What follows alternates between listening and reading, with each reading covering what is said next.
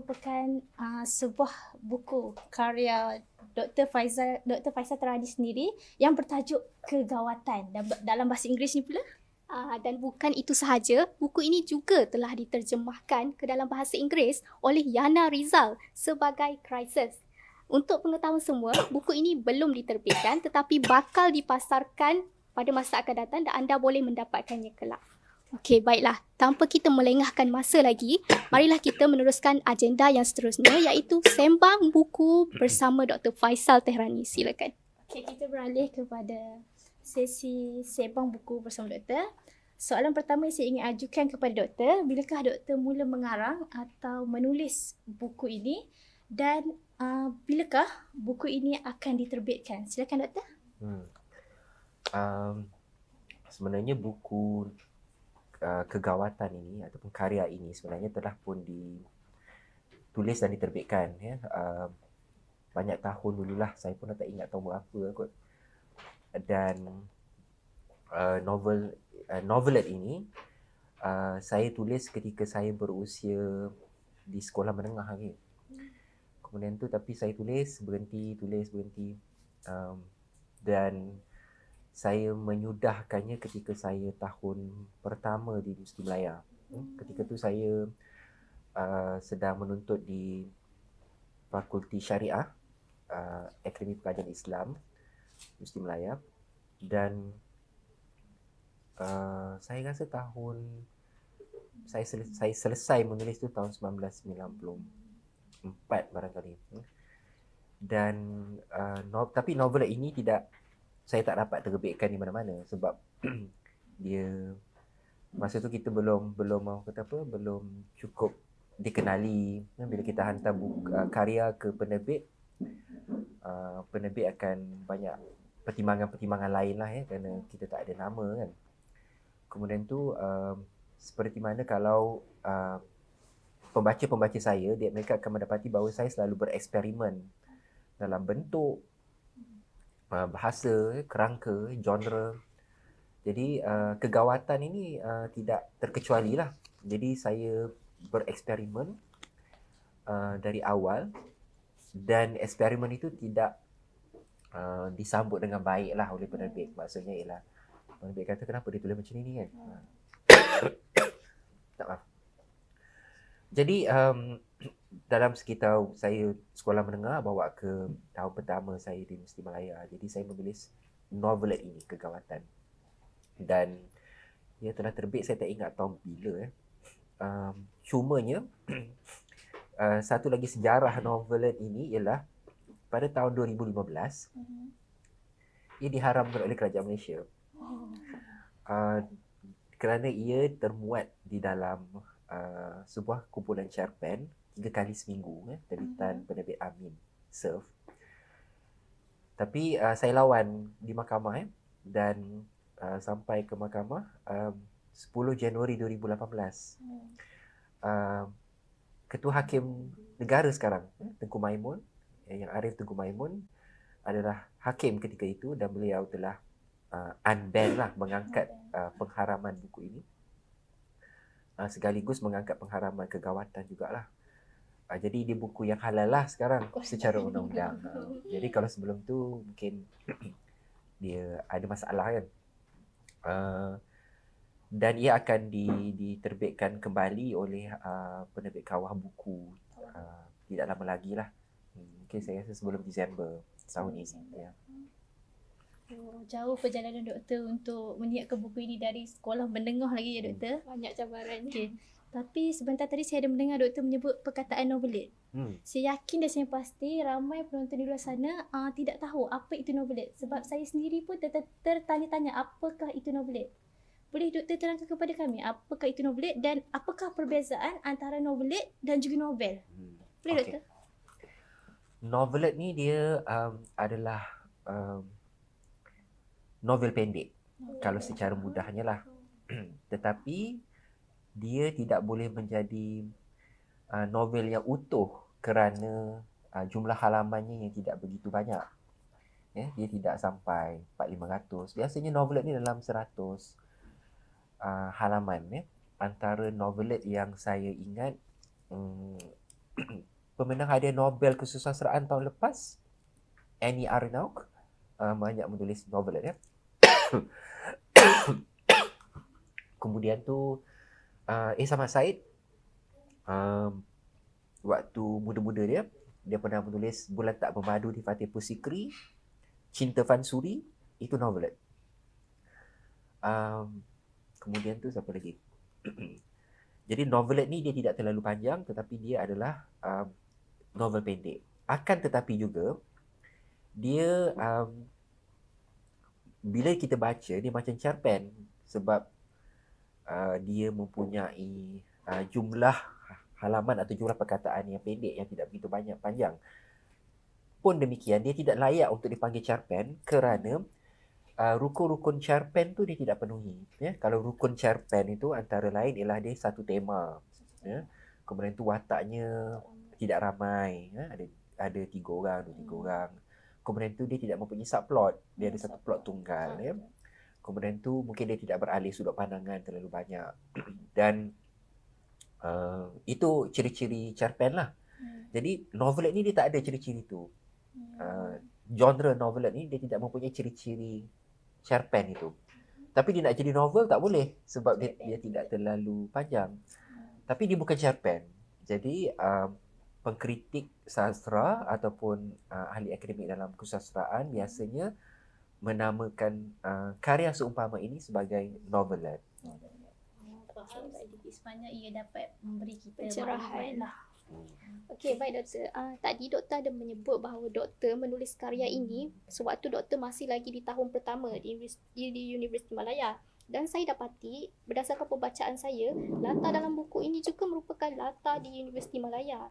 Jadi, soalan saya, apakah konteks zaman sewaktu doktor menulis karya ini dan bagaimana doktor boleh gambarkan keadaan-keadaan sedemikian seperti gempa bumi, banjir, angin ribut dan wabak-wabak penyakit yang doktor timbulkan dalam karya doktor ini.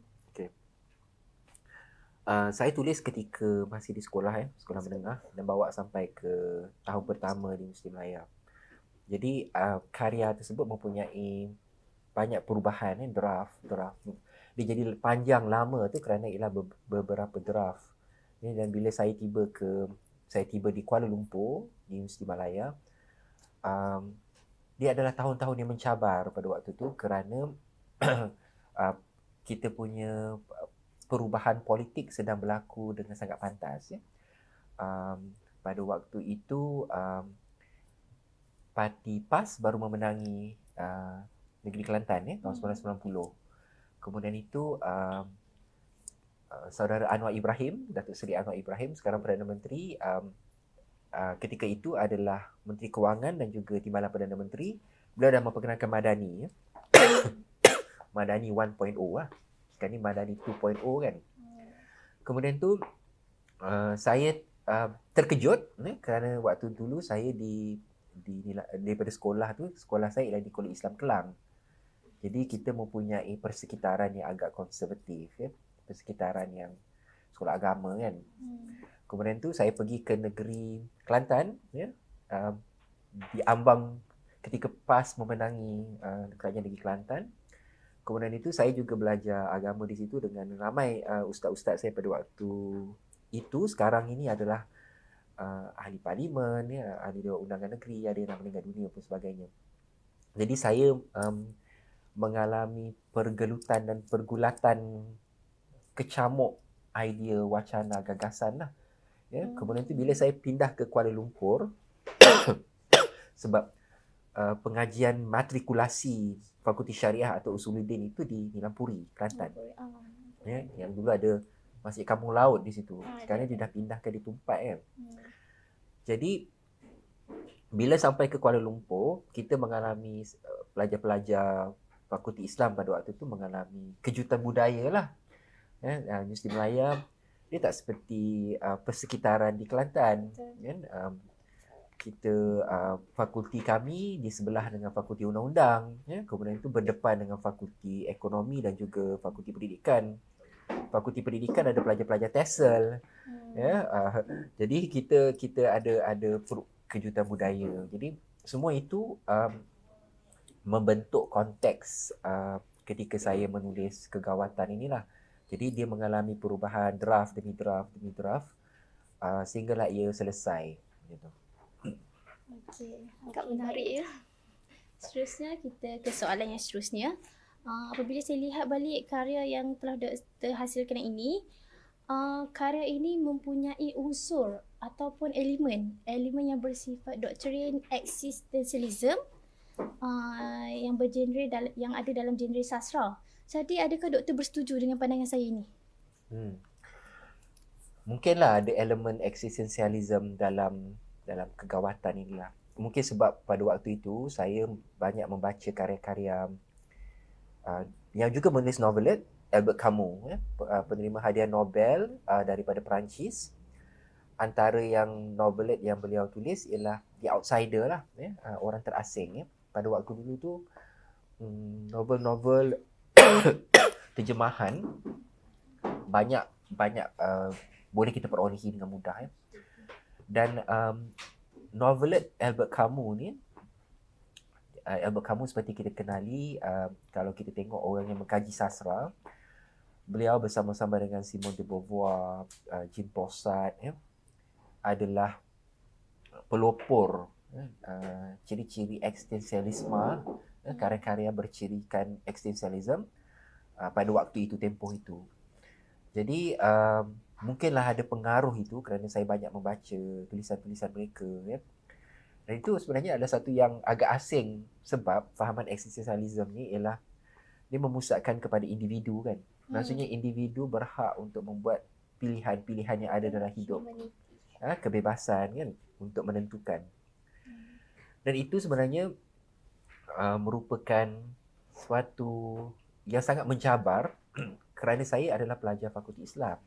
Pelajar Fakulti Islam, kita macam saya kata tadi, saya daripada Kolej Islam Kelang, kemudian tu daripada pergi ke Universiti Malaya, Nilam Puri kan. Jadi perbahasan itu adalah perbahasan bukan individu, perbahasan itu adalah perbahasan umat, perbahasan doktrin tauhid kan, monoteism. Jadi eksistensialisme itu tak ada seperti itu. Jadi itu yang antara bergelut dalam kepala saya, minda saya, yang mungkin ada percikan-percikan daripada pengaruh karya yang saya baca di dalam novel kegawatan ini. Maksudnya doktor mendapat ilham daripada situlah untuk dimasukkan dalam karya doktor. Saya rasa terpengaruh. Juga saya membaca, macam tadi saya sebutkan novelet Bulan Tak Memadu di Fatih Pusikri, karya Ihsan Mat Said. Itu terbit dalam tahun, saya rasa, waktu Pak Samad selepas dia menulis beberapa buah karya di Langit Petang dan sebagainya tu, dia ada satu tempoh yang agak lama dia tak dapat menulis kerana dia ada mogok seni, kemudian tu dia ada beberapa hal lah yang dia rasa terdera untuk menulis, nak sampai ke novel Hujan Pagi beliau yang salah satu yang terkenal itu. Jadi beliau tulis antara lain novel Bulan Tak Bermadu di Fatih Pusikri. Itu pun juga ada unsur eksistensialisme. Jadi mengambil kira itu, bacaan saya dan pergaulan saya pada waktu itu, saya sudah bermentor dengan Pak Samad. Jadi Pak Samad waktu tu dia semacam guru menulis saya lah. Jadi waktu tu dah ada pengertian-pengertian seperti itulah. Okey, baiklah. Okey doktor, saya juga ada soalan berkaitan dengan watak yang doktor timbulkan, watak lelaki dalam novel ini, iaitu watak Barum dan juga Jarjis yang juga merupakan watak utama.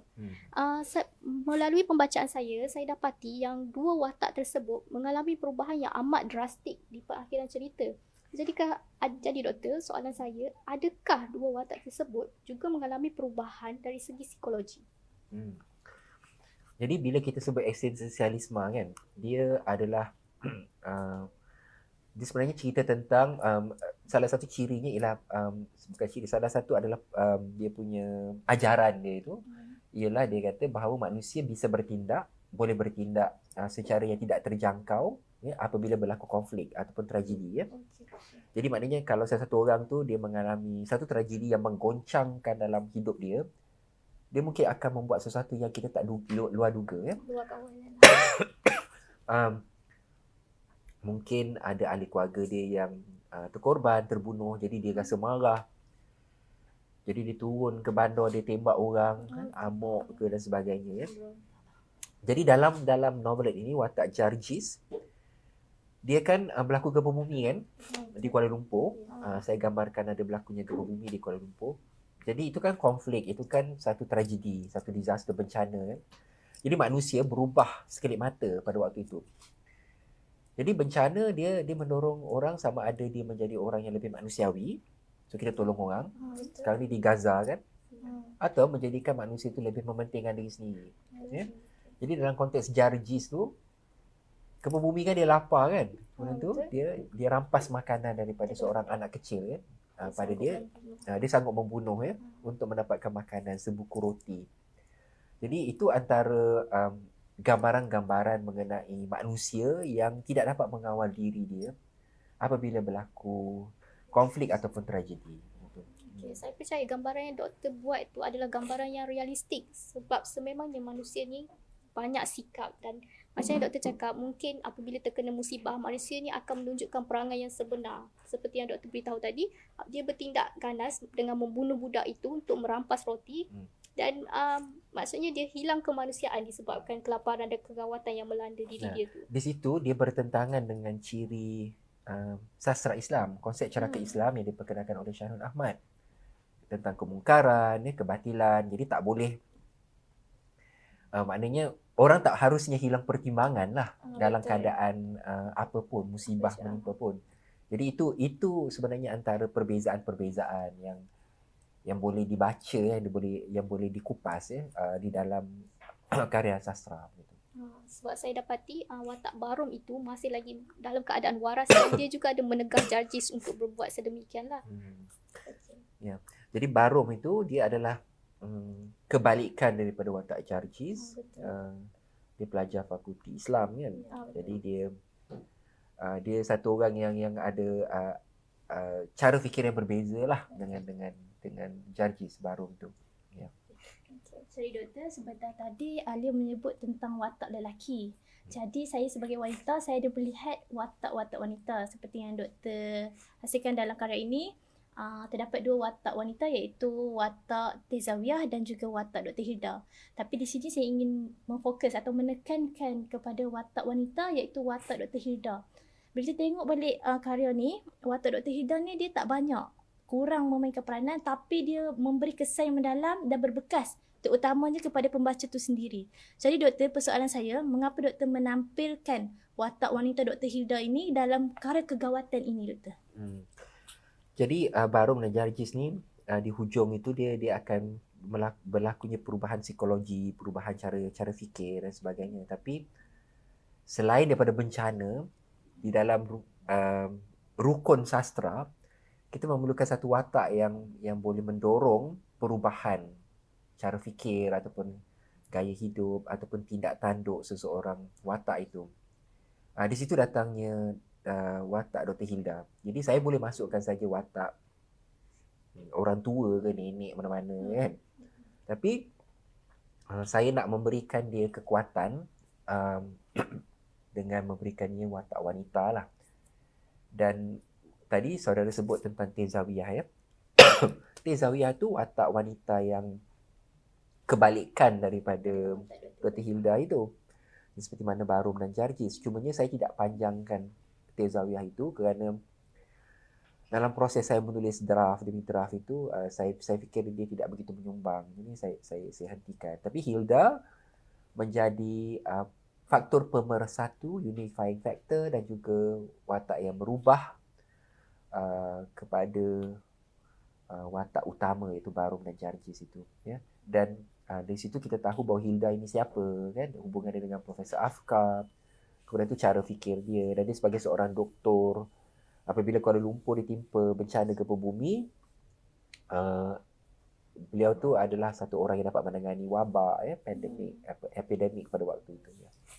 Ya doktor, sebut pasal watak Tezawiyah dan juga Dr. Hilda ni, saya juga melalui pembacaan saya dapati doktor gambarkan watak Tezawiyah tu Doktor cakap keterbalikan daripada Dr. Hilda, dan memang betul berdasarkan bacaan saya dapati watak Teh Zawiyah tu lebih digambarkan sebagai seorang pelacur, kerana dia seolah-olah seperti tiada maruah kerana dia mula untuk mendekati lelaki iaitu Jarjis. Dia memulakan sesuatu perkara itu.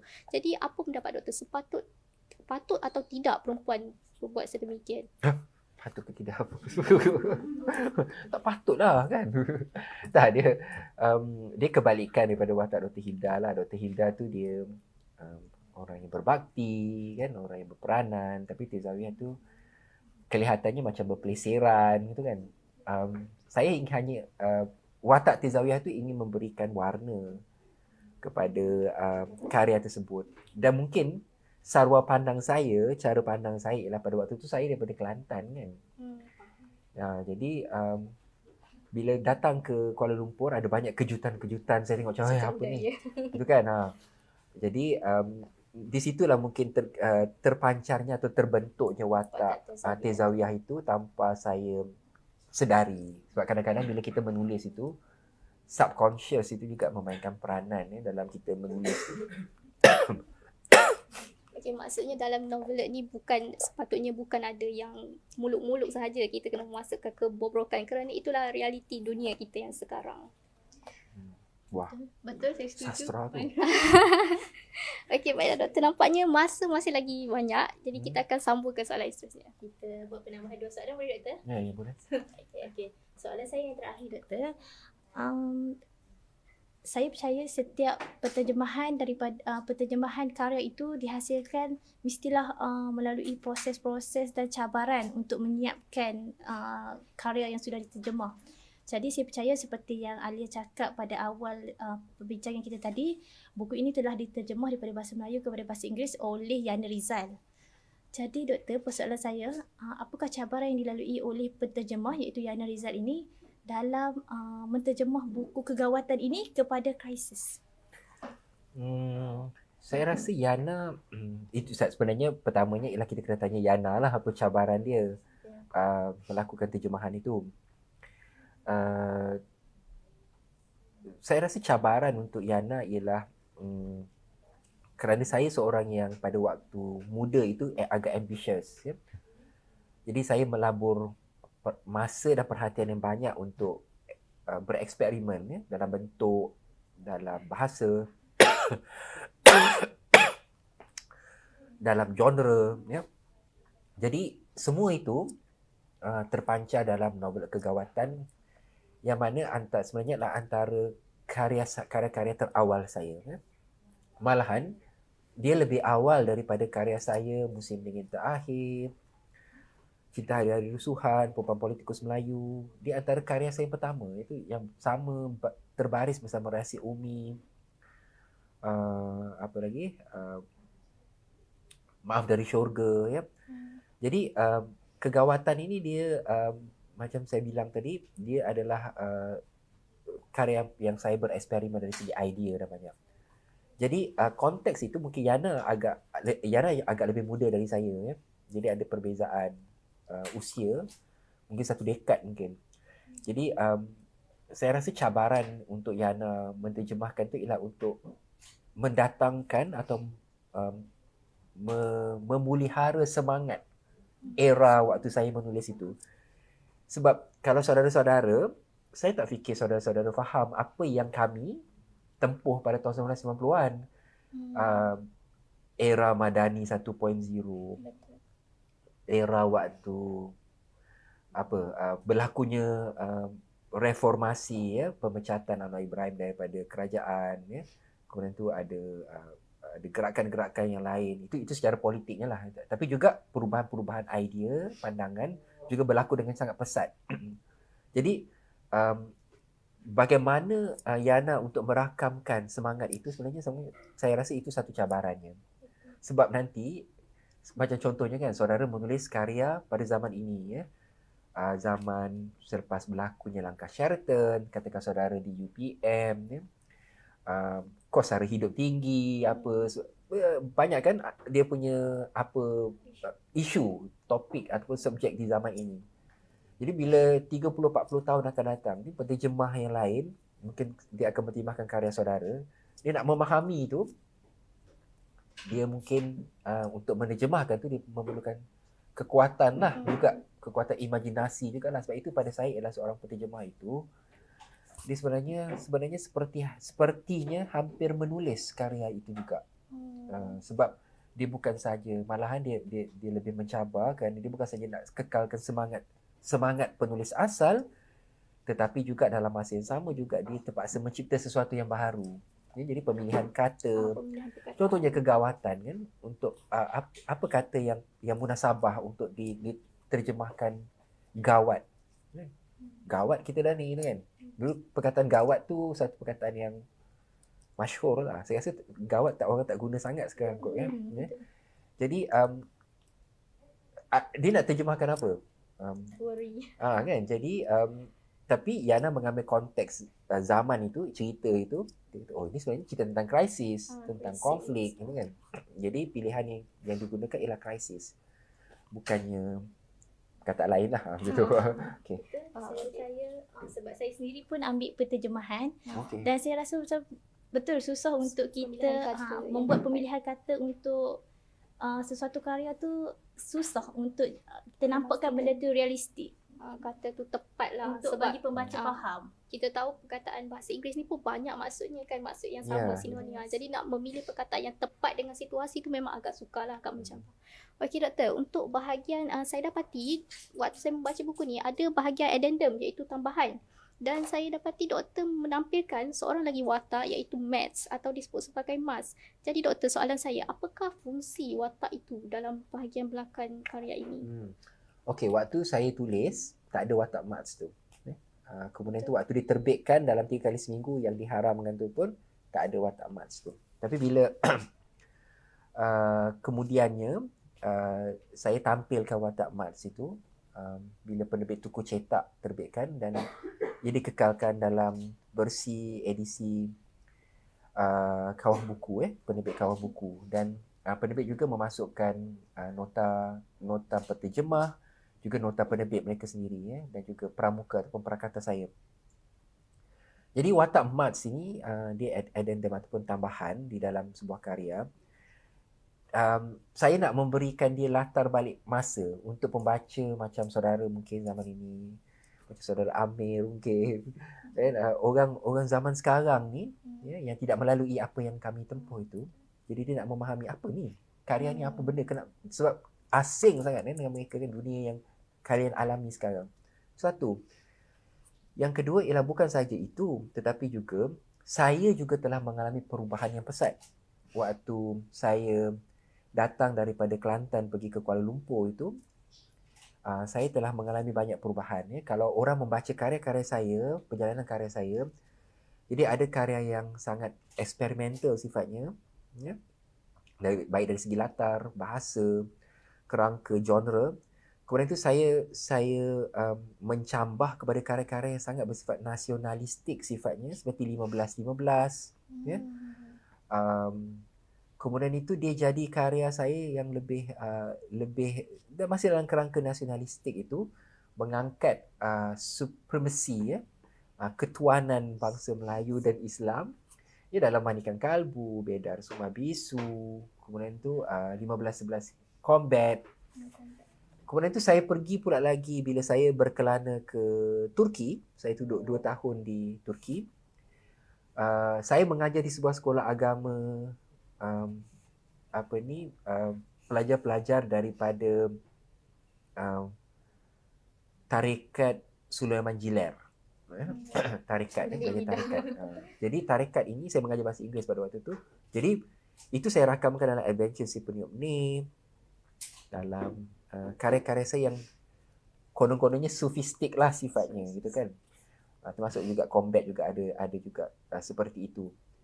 Tapi dalam proses itu juga saya juga mengalami pengharaman buku kan, seperti yang saya sebutkan tadi.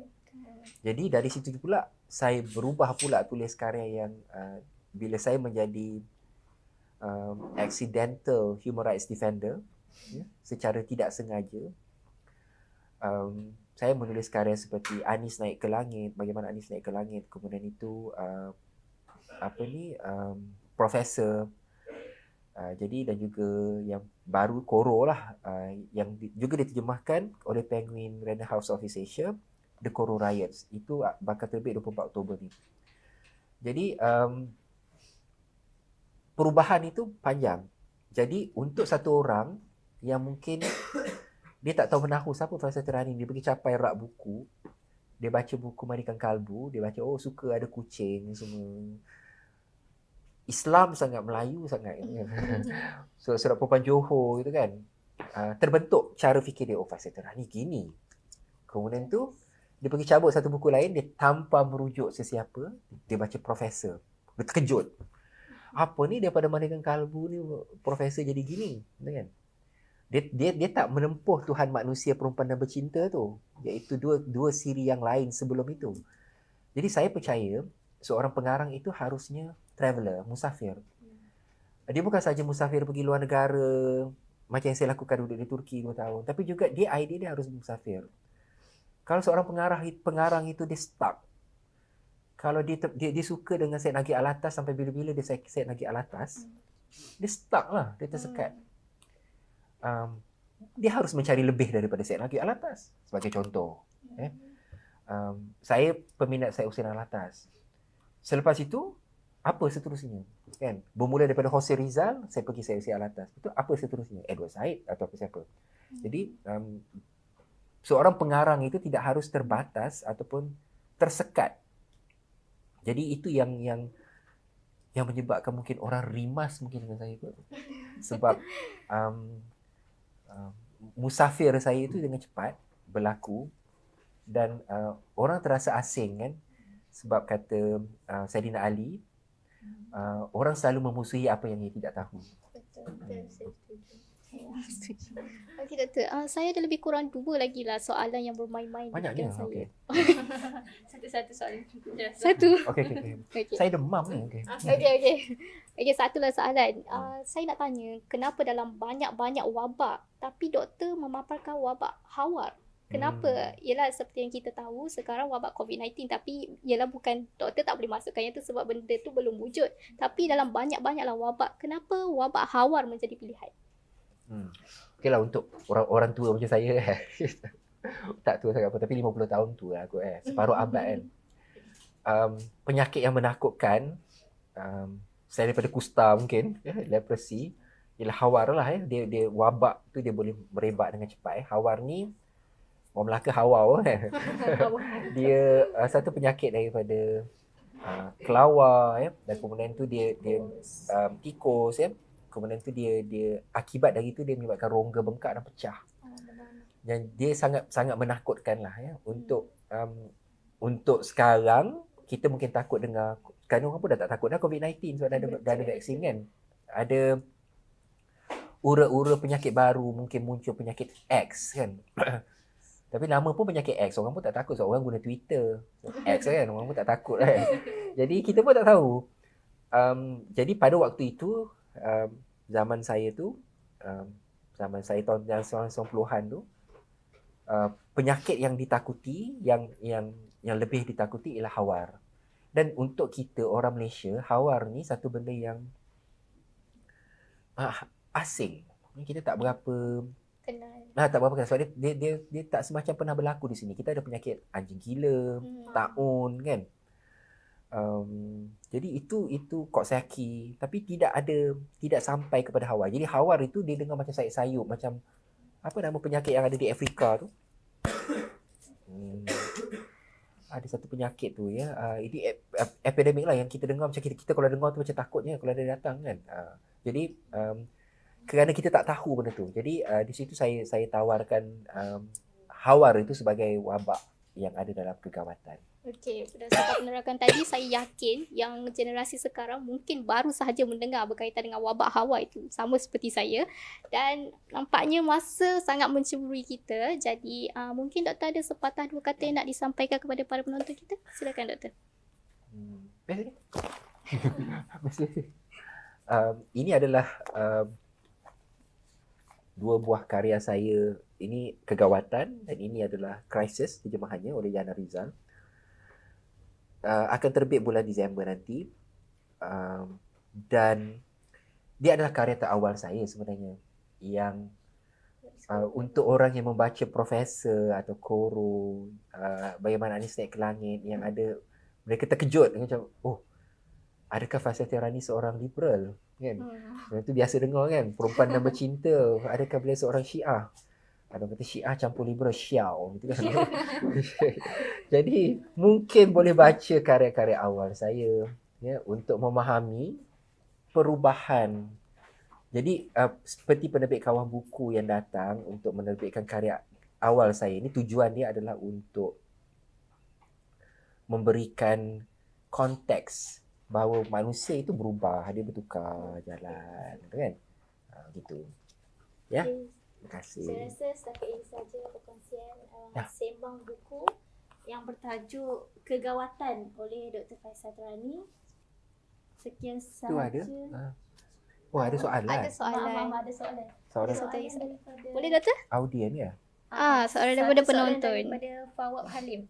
Boleh Doktor? Sebagai penulis yang baru bermula, bolehkah doktor kongsikan tips untuk mula menulis buku? Fawaz Halim. Siapa Fawaz Halim? Oh, dalam Facebook. Okey, Okay, baik. Fawaz. Saya akan memberi tips yang sama seperti yang diberi oleh mentor saya, A. Samad Said.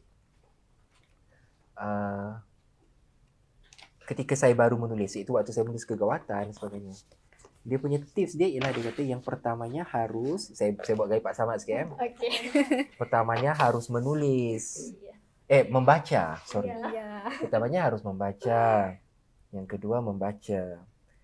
Yang ketiga membaca. Yang keempat membaca. Yang kelima menulis. 4 kali membaca. Jadi saya waktu tu saya naif kan, budak-budak lagi, saya tanya. So kalau yang nombor 5 tu membaca juga, ya jadi pembaca saja. Kalau yang kelima menulis, maka jadi saya nak beritahu, siapa juga yang ingin menjadi pengarang atau penulis, tidak ada jalan lain, tips lain selain daripada banyak membaca. Dan bila saya sebut banyak membaca, ialah membaca buku, bukan membaca Facebook, membaca status IG, membaca TikTok, kan? Itu cabaran baru yang ada sekarang ni lah. Zaman dulu kita tak ada cabaran itu. Media sosial ni kita baca, memang kita baca buku. Tak dapat tidak, memang perpustakaan tempat kita. Sempena kita berada di hari bersama pelanggan Perpustakaan Institut Alam Tamadun Melayu. Dia adalah sebuah perpustakaan yang saya kan, waktu sebelum saya masuk ATMA sebagai staff 13 tahun, 14 tahun yang lalu, dah lamanya saya kat sini kan. Tapi saya pernah belajar di sini. Tapi waktu belajar dulu, saya datang buat kerja je lah.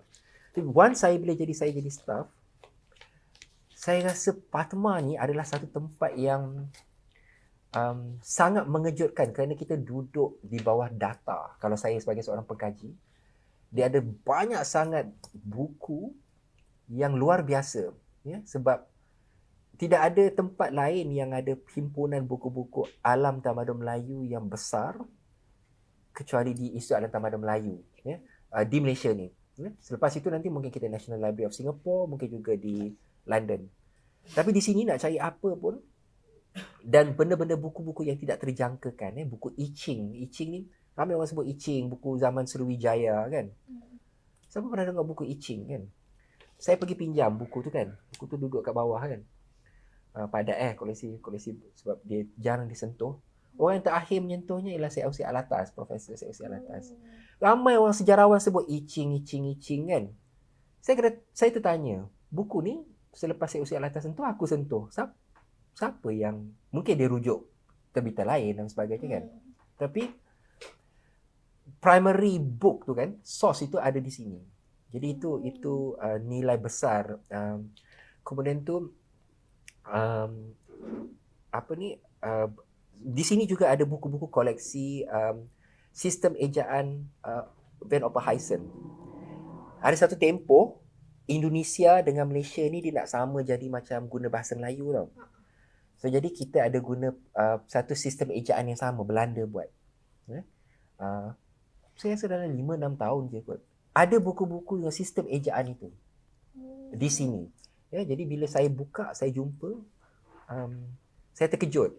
Itu bukan itu saja. Ada lagi buku-buku yang lain ya dalam koleksi padat kita yang dia telah digitalkan. Ada buku-buku tahun 1940-an 50-an yang mana dia era nak berubah daripada buku tulis Jawi nak jadi Rumi.